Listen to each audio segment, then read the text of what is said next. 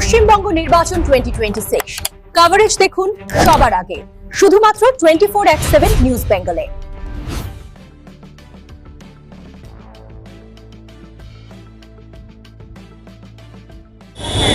আমার পাশে এই মধ্যে আমরা পেয়ে গেছি সুপ্রিম কোর্টের বিশিষ্ট আইনজীবী শ্রীযুক্ত রঞ্জন সরকারকে, যিনি সম্প্রতি তৃণমূল কংগ্রেস জয়েন করেছেন আমাদের রাজ্যের মুখ্যমন্ত্রী মমতা বন্দ্যোপাধ্যায়ের ভাই কার্তিক ব্যানার্জির হাত ধরে। দাদা, তৃণমূলে জয়েন করার কারণটা কি?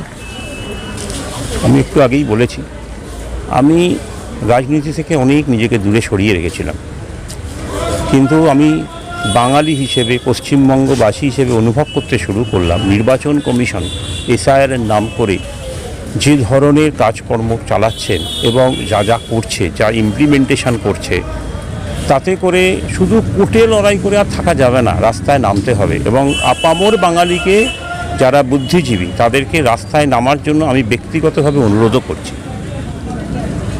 দাদা, আপনি কবে জয়েন করলেন তৃণমূল? 16 এপ্রিল 2026। 16 এপ্রিল 2026। এসআইআর এর যে ধরনের বিষয়গুলো ঘটছে তারই বিশেষ করে প্রতিবাদের জন্য আপনি এখানে, এবং আপনি বিভিন্ন প্রার্থীরও সমর্থনে আপনি ছিলেন, এটা কি বলবেন? বিভিন্ন প্রার্থী এখানে যেখানে প্রয়োজন যাচ্ছি, গিয়ে তাদের হয়ে কথা বলছি, বক্তৃতা দিচ্ছি, মানুষকে সচেতন করার চেষ্টা করছি, যাতে মানুষ সচেতন হয়ে আগামী দিনে আমাদের প্রিয় মুখ্যমন্ত্রী শ্রীমতী মমতা বন্দ্যোপাধ্যায়কে চতুর্থবারের জন্য আবার যেন নিয়ে আসে। এটাই আমার সবার কাছে অনুরোধ, সমস্ত পশ্চিমবঙ্গবাসীর কাছে অনুরোধ। সুপ্রিম কোর্টের বিশিষ্ট আইনজীবী রঞ্জন সরকার, যিনি সম্প্রতি তৃণমূলে জয়েন করলেন। রবীন্দ্র, আমরা বহু সময় ধরেই তোমাকে তৃণমূলের হয়ে বিভিন্ন প্রচার বলো, যে বিভিন্ন রকম সামাজিক কর্মসূচি বলো, তোমাকে আমরা দেখেছি। এই বিষয়টা নিয়ে তুমি কি বলবে?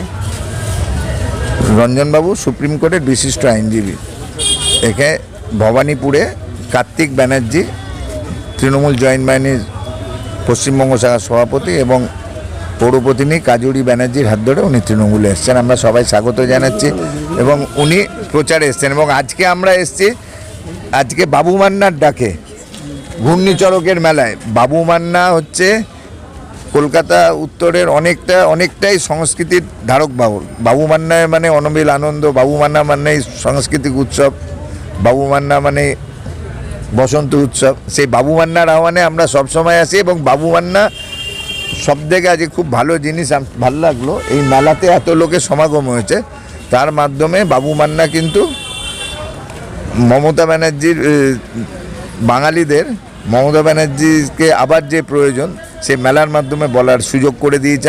আমরা বাবু মান্নার কাছে কৃতজ্ঞ এবং আমরা সবাই মিলে ঐক্যবদ্ধ। এখানে মহুয়া পালিত আছে, বাবু মান্না আছে, জয়েন্ট বাহিনীর পুরো টিমটা রয়েছে, সঞ্জয় ঘোষ আছে, দিলীপ আছে, মোনালিসা আছে, সবাই মিলে ঐক্যবদ্ধ যে কাশীপুর বেল গেছে মমতা ব্যানার্জির প্রার্থী, তৃণমূল কংগ্রেসের প্রার্থী অতীন ঘোষকে আমরা 50,000-এরও বেশি ভোটে জেতাবো। মেলা বলুন, রাস্তার চায়ের আড্ডা বলুন, সব জায়গায় মানুষের শপথ অতীন ঘোষকে 50,000-এরও বেশি ভোটে জয়ী করবে। আমার পাশে রয়েছেন সংস্কৃতি জগতের সঙ্গে বিশেষভাবে যুক্ত ডক্টর বাবু মান্না।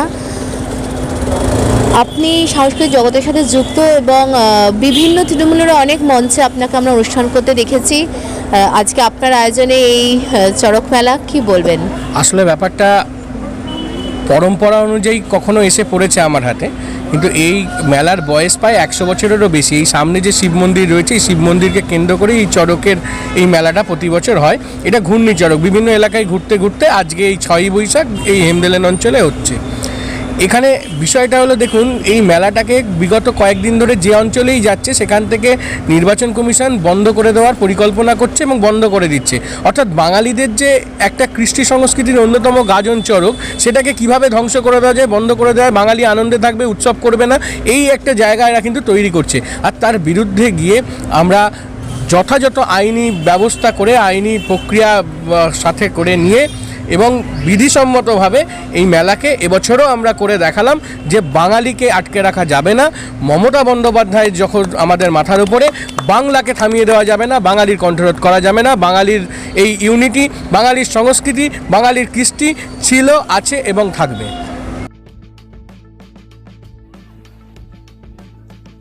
24x7 নিউজ বাংলার সঙ্গে থাকুন, সাথে থাকুন, দেখতে থাকুন সব খবরের জন্য চোখ রাখুন আমাদের চ্যানেলে।